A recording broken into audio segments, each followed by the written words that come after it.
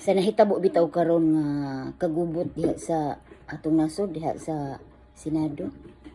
Murag manggigil baya tano? Lami kay apil ba? Walang gitay apil dito ba? Pero nailibre pa masahe nga magwilga-wilga dara. Ay, muadto ko eh. Oh, librehon lang akong kaon, bisag wa na libre. Basta libre lang pamasahe, layo biya ta, Mindanao biya ta. Ang problema kay sa pamasahe ani, lisod pa ta, may na lang biya pud sa atong mga anak o pang isa ka semana na pagkaon. Gawas kung sobra-sobra atong kwarta.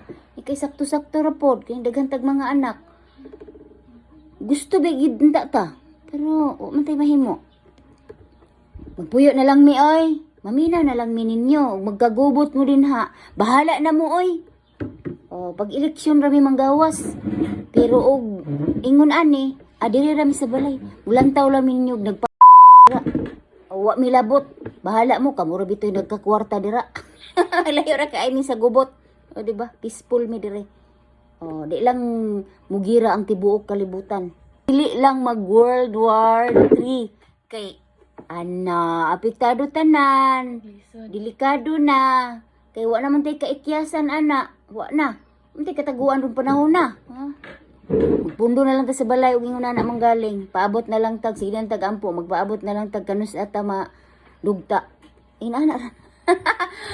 Maminaw lang mi ninyo, mo comment ra mi kung say among ganahan.